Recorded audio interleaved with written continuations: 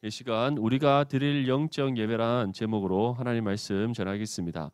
우리 이 지구상에는 수많은 사람들이 살아가고 있습니다. 그리고 인류의 역사 가운데 이미 이 땅을 살아갔던 사람들도 많이 있습니다. 그 사람들을 우리가 숫자적으로 다 헤아려 보려고 하면 아마 불가능할 거예요. 이 뭐 통계적으로도 다 우리가 수치를 알아보기도 힘들 뿐만 아니라 그 숫자가 그만큼 많기 때문이죠. 그런데 이러한 수많은 사람들, 특별히 지금 오늘날 이 지구상에 약 70억 명의 사람들이 살아가고 있다는데 그 수많은 사람들 중에 하나님을 아는 사람들, 우리 주 예수 그리스도를 믿는 사람들은 얼마나 되는지 한번 생각해 보신 적이 있으신가요? 우리 대한민국을 따지면 지금 한 1,000만 명 정도 된다고 하죠. 그 속에 이단도 포함이 되어 있습니다. 그러면 이단을 제외해서 많게는 850만, 적게는 700만 정도가 될 거라고 생각을 해요. 왜냐하면 우리가 정통 교단이라고 하면서도 그 안에 우리가 다 모든 사람들이 또 우리가 똑같은 또 정통적인 신앙을 갖고 살아간다고 생각할 수 없기 때문입니다. 지금 기존의 교회에 침투해 들어온 또 수많은 이단들이 있기 때문에 그러한 부분들을 우리가 다 생각했을 때 많게는 850만, 적게는 한 700만 정도가 된다고 그래요. 그러면 한 퍼센테이지로 한 몇 명 될까요? 몇 퍼센트? 예, 한 20% 내외가 아마 되지 않을까 그렇게 생각을 합니다.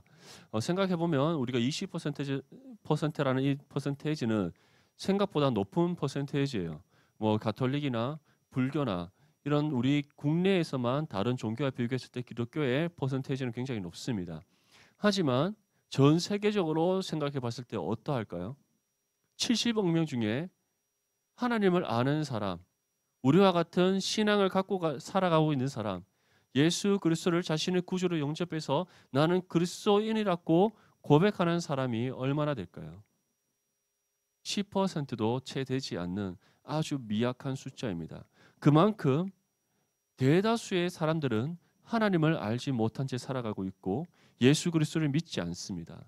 그런데 하나님께서는 그러한 수많은 사람들 중에서 우리를 구별되게 선택하셔서 오늘 이 자리에 부르신 줄 믿습니다. 아멘.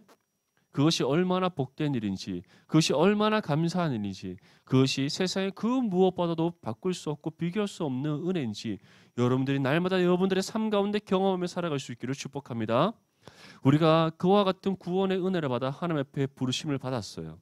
우리가 부르심 받았을 뿐만 아니라 구원의 은혜와 함께 우리에게는 하나님 앞에 직접 나와서 예배할 수 있는 자격이 주어졌습니다. 죄로 인해 단절되어 있던 우리의 하나님과의 관계를 예수님께서 해결해 주셨기 때문에요. 그 높은 죄의 장벽들을 친히 무너뜨리셨고 우리로 하여금 하나님과 더불어 화목을 이룰 수 있도록 예수 그리스도께서 친히 그의 통로가 되어 주셨습니다.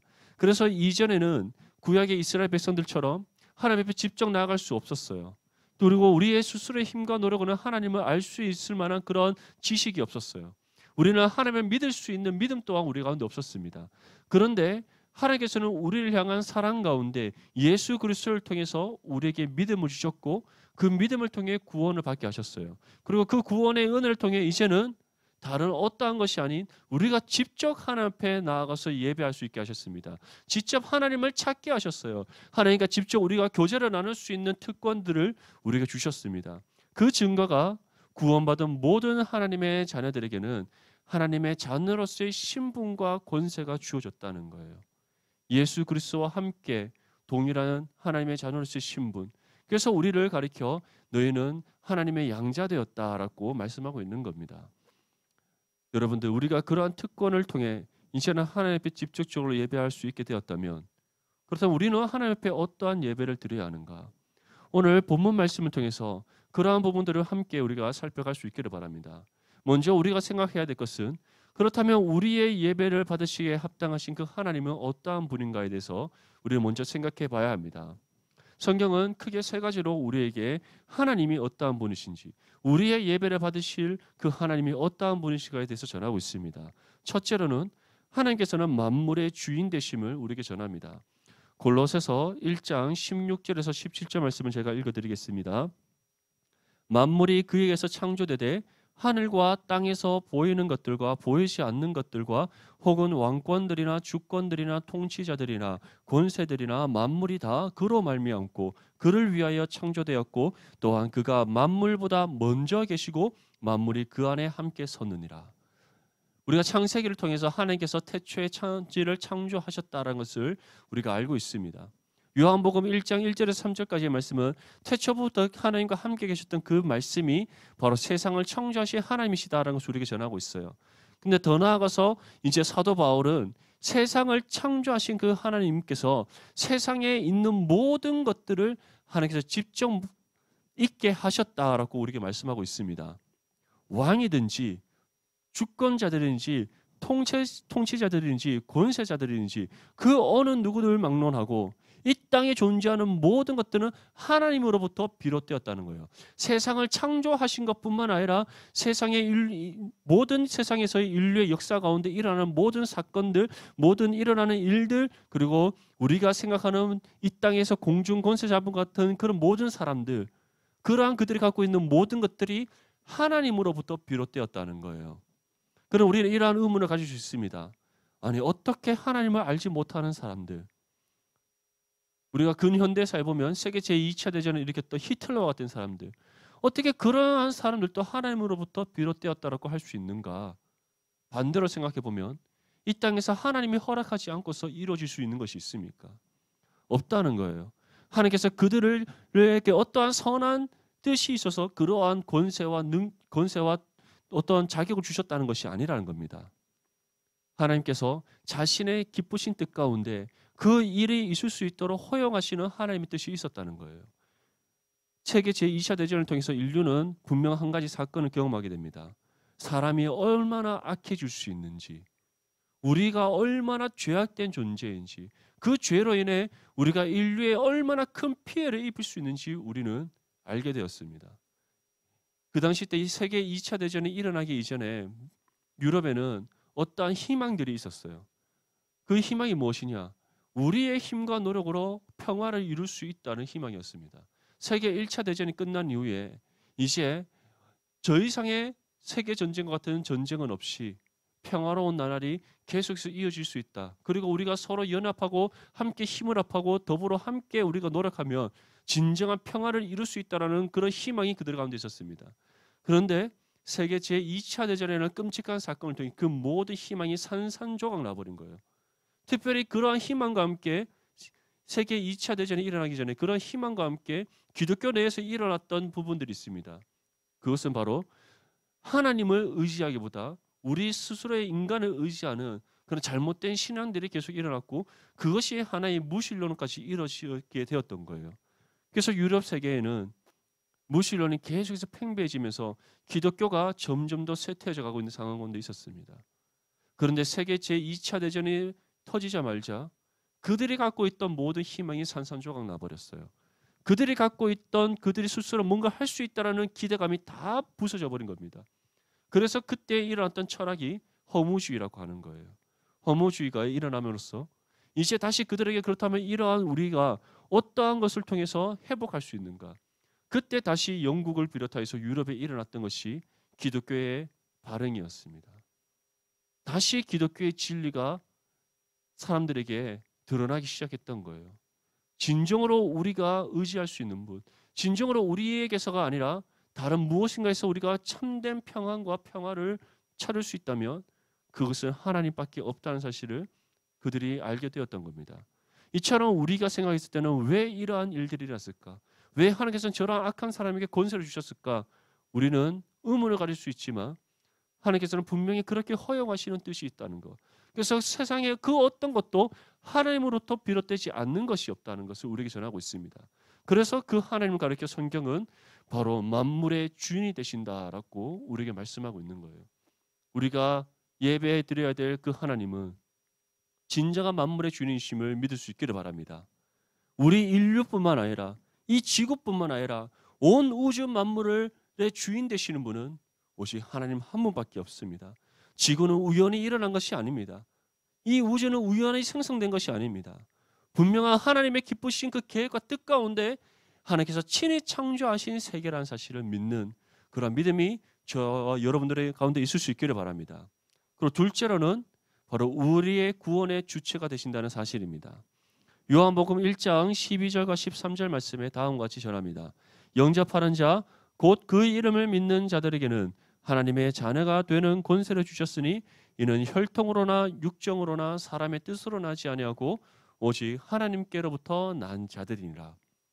우리의 구원이 어떻게 임했다고 우리에게 말씀하고 있습니까? 오직 하나님으로부터 났다. 우리의 혈통으로 난 것이 아니다. 육정으로 난 것이 아니다. 사람의 뜻으로 이루어진 것이 아니다. 오직 하나님으로부터 우리에게 주어졌다라고 말씀하고 있는 거예요. 우리가 하나님을 믿고자 해서 믿게 된 것이 아닙니다. 우리 주 예수 그리스도를 나의 구원자로 스스로 받아들인 것이 아니라는 거예요. 우리에게서 어떠한 원인을 찾고자 합니다. 우리에게서 무엇인가 비롯되었지 않았을까라고 우리는 의문을 갖습니다.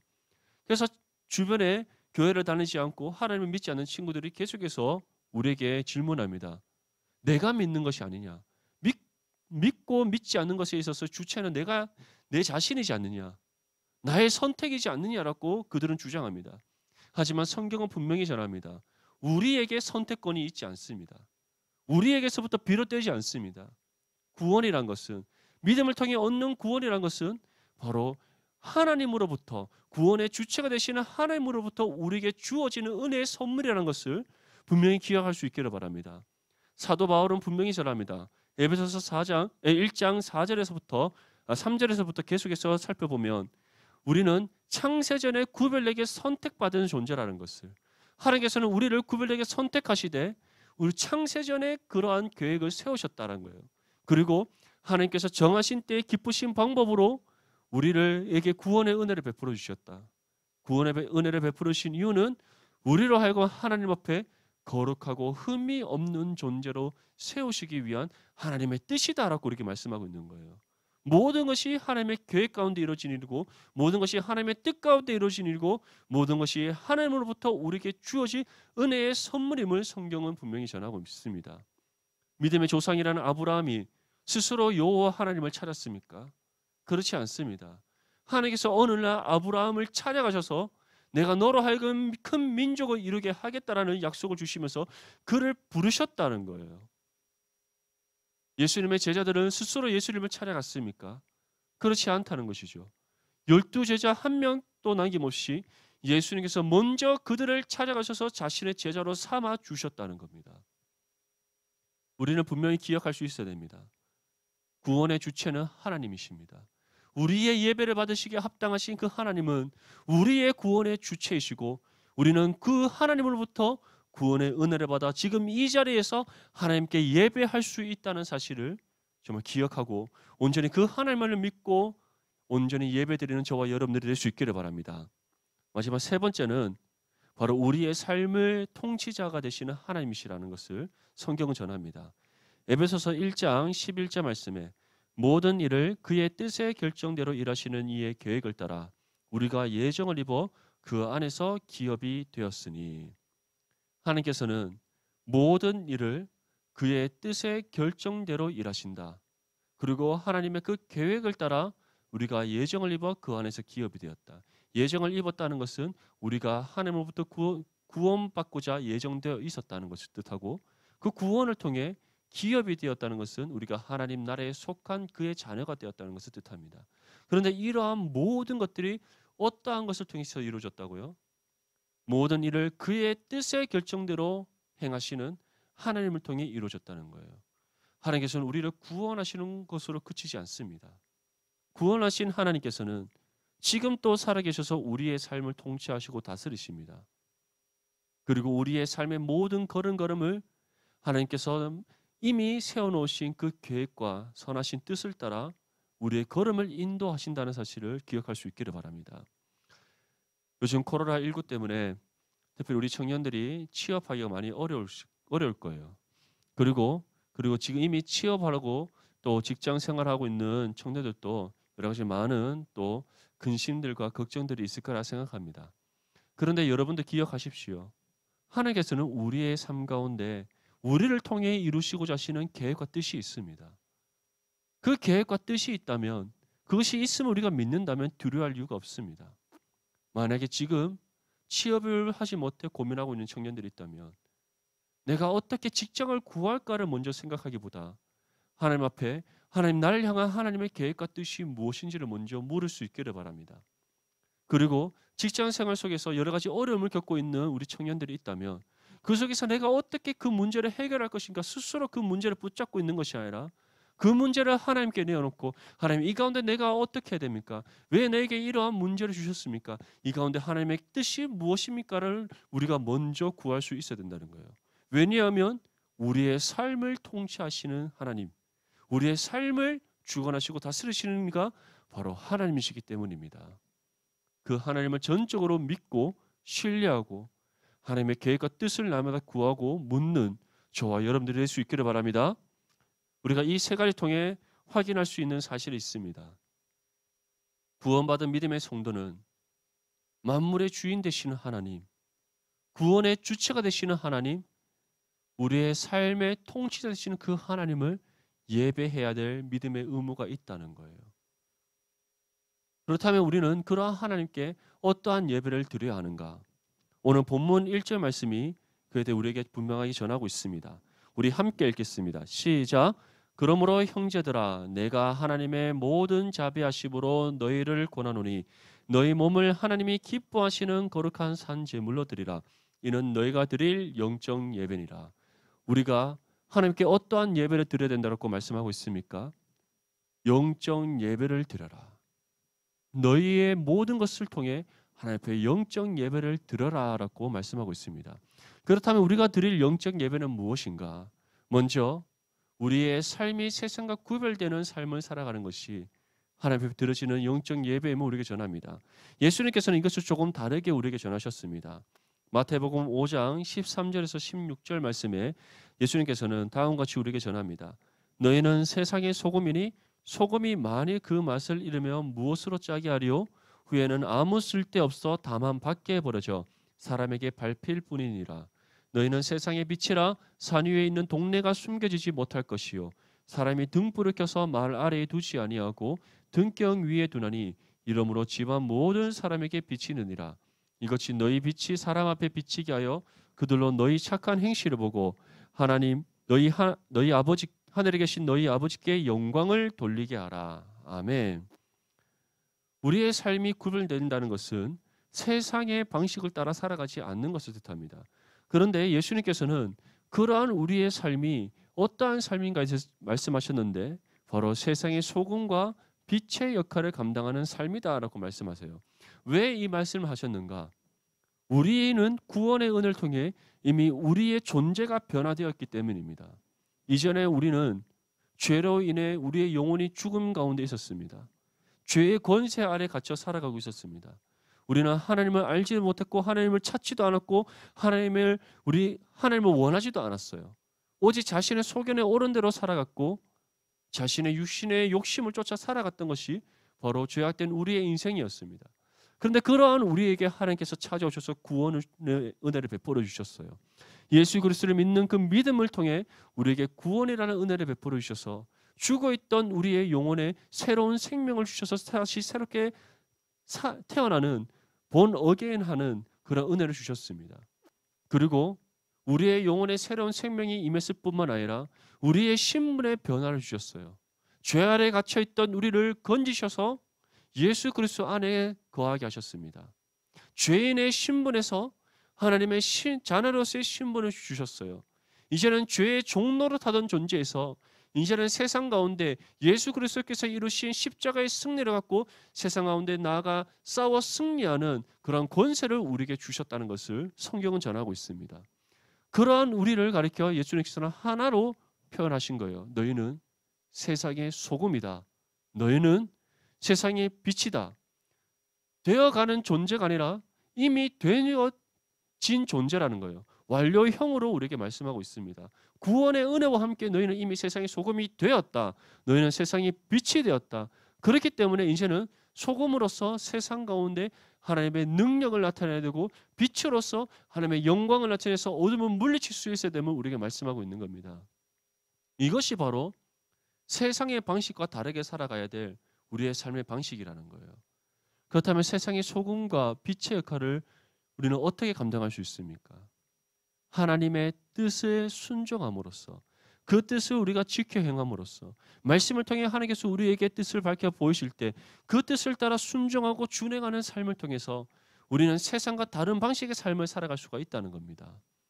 무엇인가 우리가 노력하고 애쓰고 변화시키려고 우리가 수고하고 노력하는 것이 아니라, 우리는 하나님이 말씀을 통해 전하시는 뜻을 따라 살아가기만 하면 우리 가운데 역사하시는 하나님께서 우리로 하여금 소금의 역할을 감당케 하신다는 거예요. 우리로 하여금 세상의 빛의 역할을 감당하게 하신다는 겁니다. 우리가 하는 것이 아니라 우리의 삶의 주권자 되시는 하나님께서 하시는 일이라는 거예요. 그것이 바로 우리가 삶을 통해 하나님께 드려지는 영적 예배라는 겁니다. 정말 우리 청년들 모두 세상의 소금과 빛의 역할, 그래서 세상과 구별된 삶을 통해 날마다 여러분들의 삶이 하나님 앞에 거룩하게 드려지는 영적 예배가 될 수 있기를 축복합니다. 두 번째로는 우리 삶을 거룩한 산 제물로 드려야 됨을 말씀하고 있습니다. 베드로전서 2장 5절 말씀에 너희도 산돌같이 신령한 집으로 세워지고 예수 그리스도를 말미암아 하나님이 기쁘게 받으실 신령한 제사를 드릴 거룩한 제사장이 될지니라. 이전에 우리는 하나님 앞에 스스로 나아갈 수 없는 존재였다고 말씀했습니다.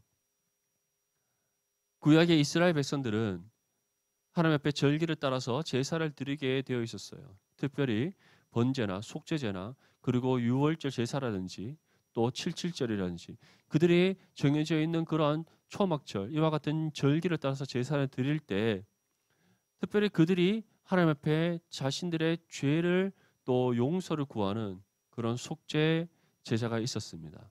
우리가 유월절에 드려지는 그런 제사였는데, 그때 그들은 스스로 자신이 거룩하게 구별하여 갖고 온 제물을 제사장 앞에 가지고 갑니다. 그러면 제사장이 그 머리 위에 안수를 하고 이제 각을 떠서 하나님 앞에 번제를 드리죠. 그런데 1년에 딱 한 번 지성소에 들어가서 이스라엘의 모든 죄를 위해 하나님 앞에 속죄제를 드리는 날이 있었습니다. 그때 지성소에 들어갈 수 있는 사람은 대제사장 한 명밖에 없습니다. 아무도 들어갈 수 없어요.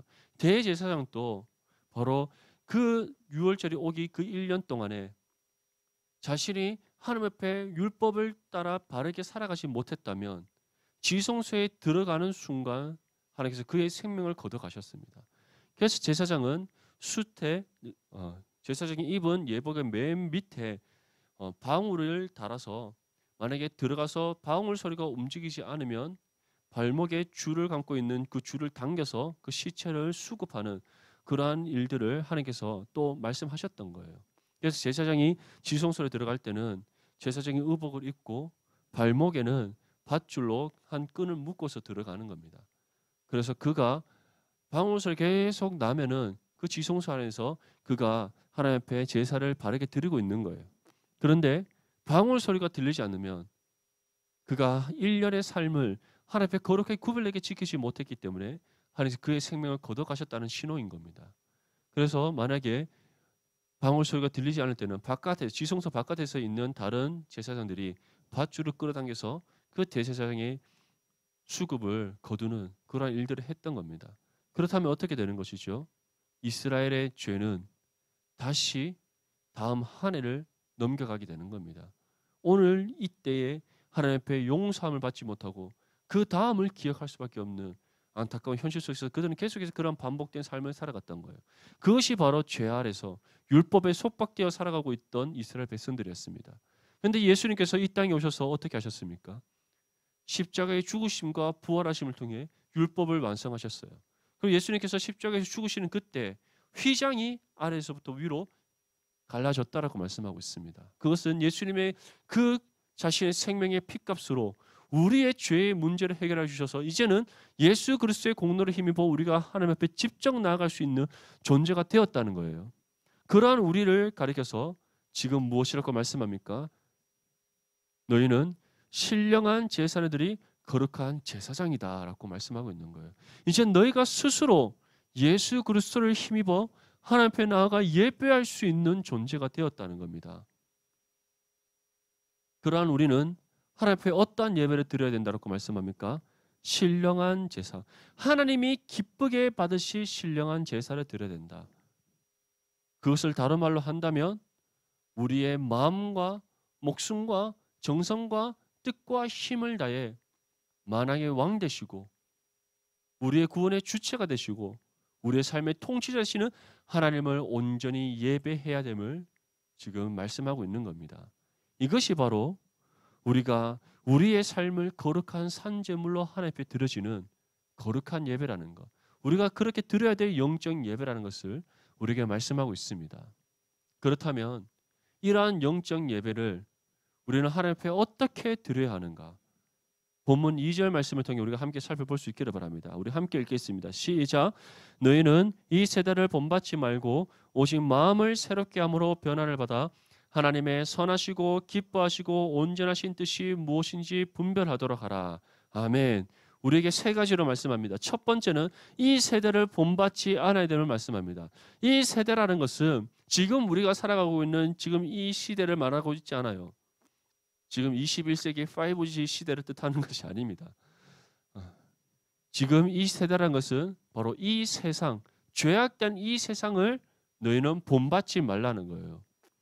우리 대학생들, 지금 신입생들 지금 영상으로 예배 드리고 있을 텐데 이제 신입생들 부모님의 억압과 그리고 고3이라는 굴레에서 이제 벗어나서 캠퍼스의 문화를 이제 여러분들이 만끽하게 될 겁니다.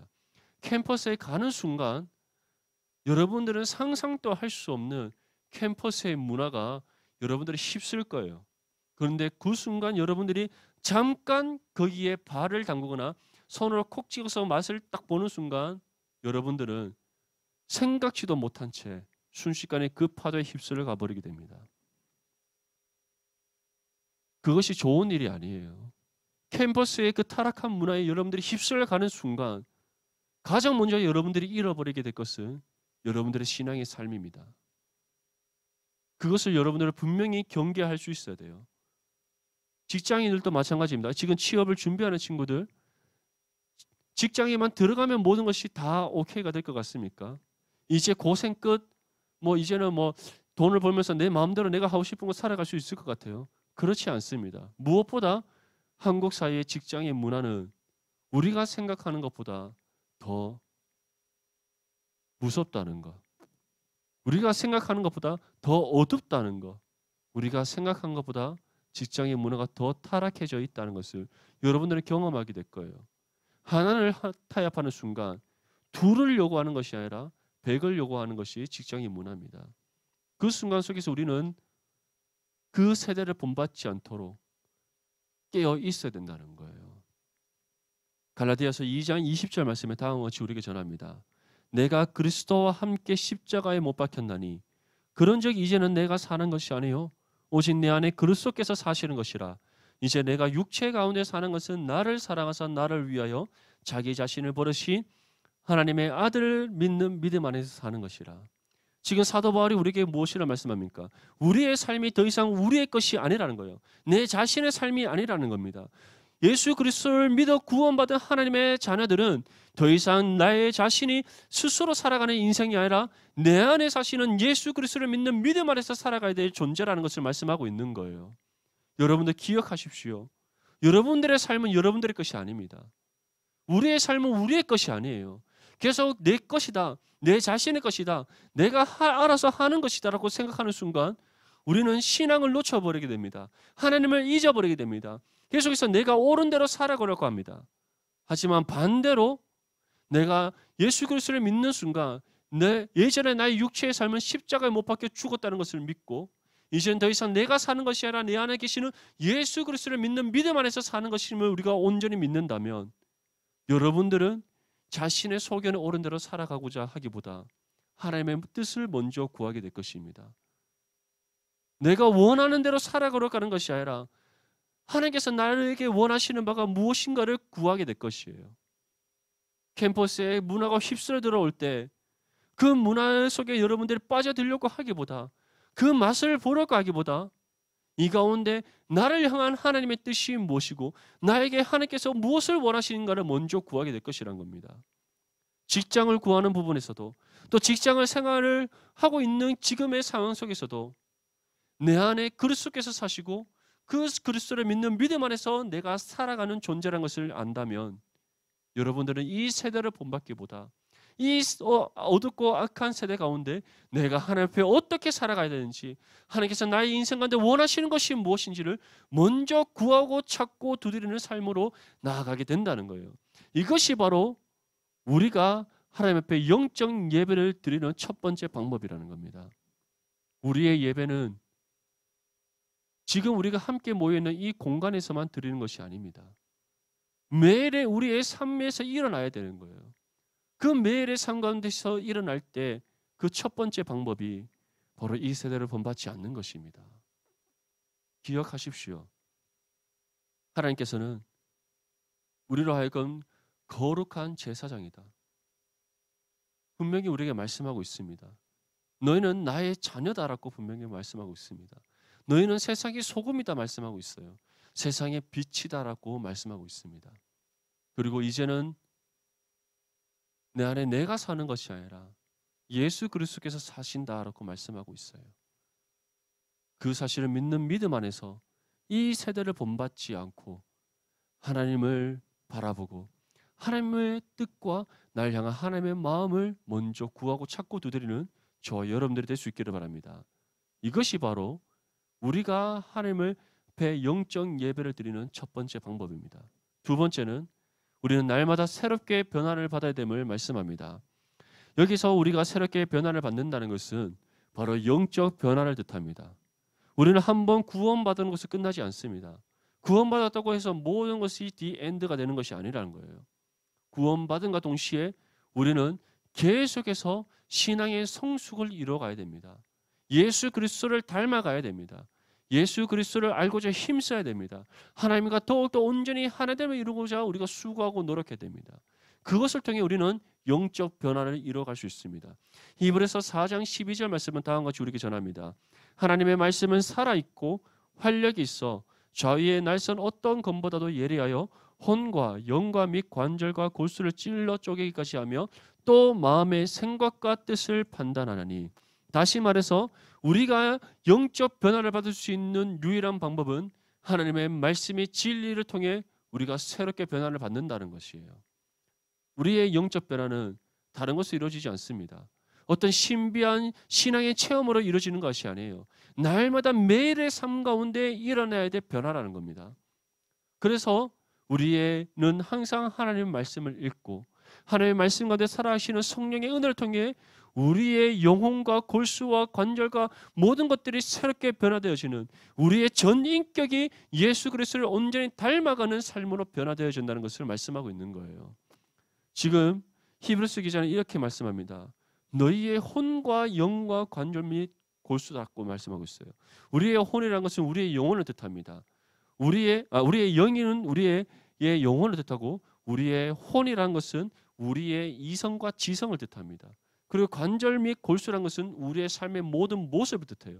그것은 우리의 영혼, 그리고 우리의 지성과 인격과 우리의 모든 인성들, 그리고 마지막 우리의 삶까지 하나님의 말씀을 통해 완전하게 새롭게 변화를 받는 삶으로 나아갈 때, 그 삶을 통해 우리는 하나님 앞에 온전한 영적 예배를 드리는 삶으로 나아갈 수 있다는 겁니다. 지금 여러분들의 삶은 어떻습니까?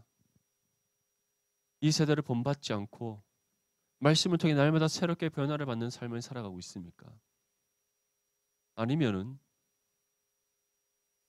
하나님을 앞에 뜻을 따라 살아가는 것 같지만 그렇지 않은 것 같은 나의 삶이 있음을 지금 발견할 수 있지 않습니까? 만약에 여러분들이 지금 하나님을 믿는다 하면서 세상과 타협하며 살아가고 있었던 삶이 있었다면 지금 그 모든 삶을 주님 앞에 내어놓고 회개할 수 있기를 바랍니다. 지금 그 걸음을 돌이켜서 하나님, 더 이상 이 세대를 본받지 않겠습니다. 하나님의 말씀을 통해 날마다 새롭게 변화를 받아서 예수 그리스도로 온전히 닮아가고 하나님과 온전히 하나됨을 이루는 삶, 그것을 통해 하나님 앞에 영적 예배를 온전히 드리는 삶을 살아가겠습니다. 결단하는 그러한 귀한 복된 은혜의 시간 될 수 있기를 바랍니다. 마지막 세 번째로는 우리는 하나님의 뜻을 분별해야 됩니다. 하나님의 뜻을 분별함은 바로 우리가 이 세대를 본받지 않는 것과 새롭게 변화되어지는 것과 함께 연결되어지는 말씀입니다. 우리가 하나님 앞에 온전한 영적 예배를 드리기 위해서는 하나님의 뜻을 분별할 수 있어야 됩니다. 하나님이 나를 향해서 무엇을 원하시는지 우리가 알 수 있어야 된다는 것이죠. 그것에 대해 사도 바울은 하나님의 선하신 뜻, 기뻐하시는 뜻, 온전하신 뜻이라고 말씀하고 있어요. 구별되어지는 것이 아닙니다. 선하신 뜻이 따로 있고 기뻐하시는 뜻이 따로 있고 온전하신 뜻이 따로 있는 것이 아니에요. 하나님의 뜻은 언제나 선하신 뜻이라는 겁니다. 하나님의 뜻은 언제나 하나님의 그 기쁨 가운데 우리에게 주어지는 뜻이라는 거예요. 하나님의 뜻은 어떠한 부족함이 없는 완전하고 온전하신 뜻이라는 것을 뜻하는 겁니다. 그래서 하나님께서는 자신의 모든 것을 자신의 뜻과 하나님 자신에 대해서 기록된 말씀을 통해 우리에게 전해주고 있습니다. 그래서 성경을 가르쳐 우리는 특별 계시라고 하는 거예요. 하나님을 알 수 있는 도구, 하나님께서 스스로 자신의 모든 것을 계시하셔서 우리에게 알리시는 도구, 하나님께서 우리에게 영의 양식을 주시는 도구, 우리에게 하나님께서 은혜의 풍성함을 통해 우리를 날마다 새롭게 변화시키시는 그 도구가 바로 이 기록된 하나님의 말씀입니다. 이 말씀은 그 어떤 오류가 없습니다. 1.1에게 틀림이 없습니다.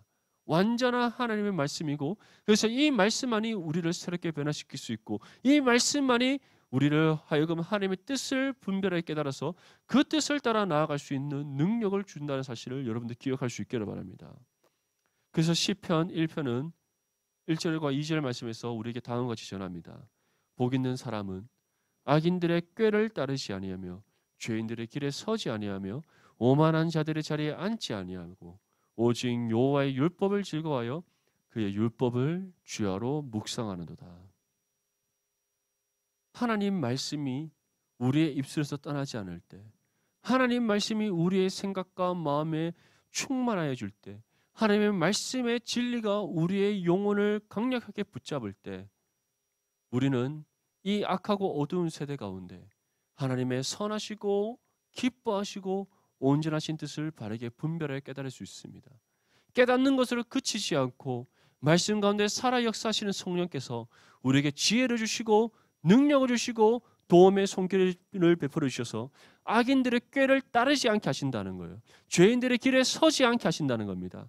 오만한 자들의 자리에 앉지 않게 하신다는 거예요. 오히려 이 세대와 구별된 삶, 세상의 소금과 빛의 역할을 감당하는 삶, 거룩한 제사장으로서 하나님께 우리의 전 삶을 거룩한 산제물로 드리는 영적 예배의 삶을 살아가게 하신다는 거예요. 진정으로 오늘 이 시간 우리의 삶을 돌아볼 수 있기를 바랍니다. 우리는 하나님 앞에 어떠한 삶을 살아가고 있는지, 진정으로 우리가 하나님 앞에 마땅히 드려야 될 영적 예배의 삶을 살아가고 있는지, 아니면 내 육신의 욕심을 쫓아 살아가고 있지 않은지, 내 자신이 스스로 나의 삶의 주인 되어서 살아가고 있지 않은지 한번 돌아보기 바랍니다.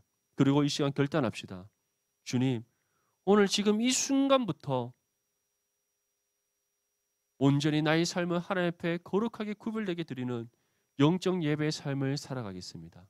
이 세대를 본받지 않고 하나님의 말씀을 통해 날마다 새롭게 변화를 받으며 나를 향한 하나님의 선하시고 기뻐하시고 온전하신 뜻을 분별하여서 그 뜻을 따라 믿음으로 순종하고 준행하는 삶을 살아가겠습니다. 하나님 앞에 나의 전 삶을 거룩한 산제물로 드리는 영적 예배의 삶을 살아가겠습니다. 그렇게 결단하시고 그러한 영적 예배의 삶을 살아감으로써 하나님으로부터 착하고 충성된 종이라 칭찬받는 저와 여러분 될 수 있기를 주님의 이름으로 축복합니다.